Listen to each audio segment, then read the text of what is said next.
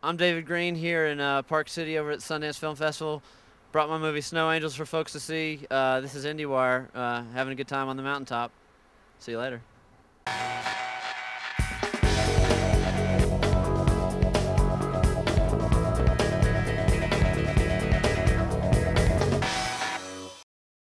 Hey, this is Brian Brooks outside the Racket Club Theater here in Park City, Utah, with today's indieWIRE on the Scene. We will have the kids from Rocket Science, our review of Grace is Gone, the latest in photos in our iPop, and now let's cut to Snow Angels director David Gordon Green. What I loved about the book and what I tried to do with the adaptation in the movie is to kind of show the perspective of, the magnitude of tragedy that faces you personally and the people directly around you, and then kind of the distance that it starts to have as it's filtered through perspectives of other people. You see the light and the dark and the balance of those, and seeing some of the heavier situations of the darker side of relationships through the eyes of somewhat of a naive perspective of a younger, more optimistic young man. It was just a fun way to kind of explore the various lives of these characters. Like typically when I'm casting especially young actors, you just see every kid in town and go out and hit the high schools and go through all the channels that you typically go through casting and see everybody before you know it. In both of these cases, they were the first people I met and the only people I met. Olivia, who had just graduated high school, one of the producers had met her at a party and said, I'd like to introduce you to this girl. We had a tuna fish sandwich and had a little lunch, talked. I brought her upstairs to meet Michael, got a video camera, had him, improv a few scenes together and workshop some stuff, and I was like, all right, that was easy.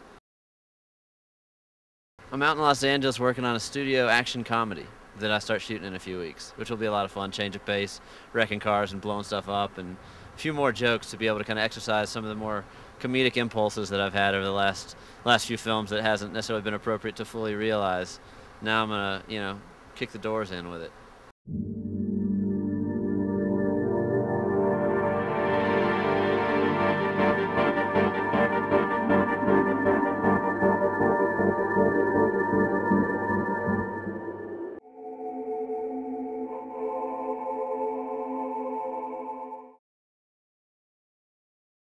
Reece plays a kid with a disfluency problem.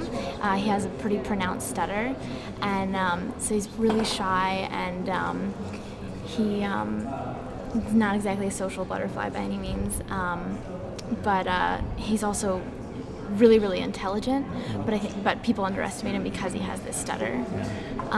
So he's sort of waiting to be unleashed on the world. Anna's character is a fast-talking, no-nonsense business person trapped in the body of a 15-year-old girl, or 17, I guess she is. I guess yes, 17. Yeah. Well, I think I've said sort of before that I think the amazing thing about the characters in this film, even very minor characters, is that you can look at them and feel like I totally knew that guy in high school. Right. Like recognize that personality. Because so often films about adolescence, like you get the sense that from the beginning everything's going to be fine for these kids. Like they've really got it together, and even though they run around saying that things are so awkward and they're so insecure that you don't really buy it. And I think that the kids in this film, you really aren't sure what lies ahead for them. Hi, I'm Anthony Kaufman. I'll be reviewing Grace is Gone, a film playing in the dramatic competition here at Sundance. The movie is a tearjerker starring John Cusack as a man who learns his wife has been killed in Iraq. Rather than tell his two daughters the news, he takes them on a road trip to Florida, to an amusement park. The film had a lot of hype going into the festival and was acquired by the Weinstein Company after its premiere, which kind of made me dislike it all the more. The film suffers primarily because of Cusack in the lead role, who just isn't really believable as the lead character, at least in the beginning. As the film goes on, it gets better, primarily through the help of the young actors, and there's a couple poignant moments that take place in the middle of the film. However, the emotional authenticity is really undermined by the fact that the production design and the cinematography is rather flat. There were a lot of people who cried during the movie. I just wasn't one of them.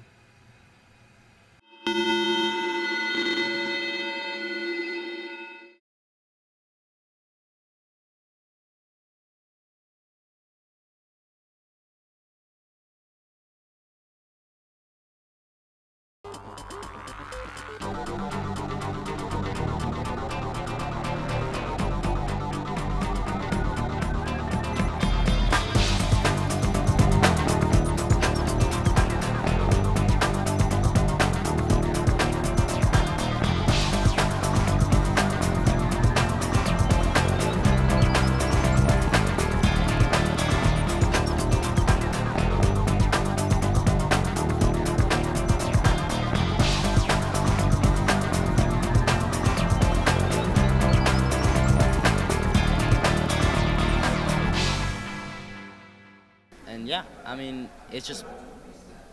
You're looking at me weird. Oh, sorry. Oh, no, it's okay. Really cool.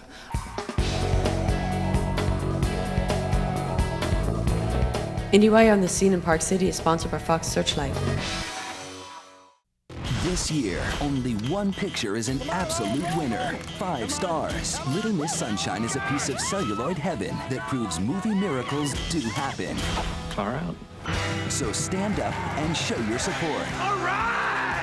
For the little best picture of the year. Outstanding, soldier, outstanding! Little Miss Sunshine.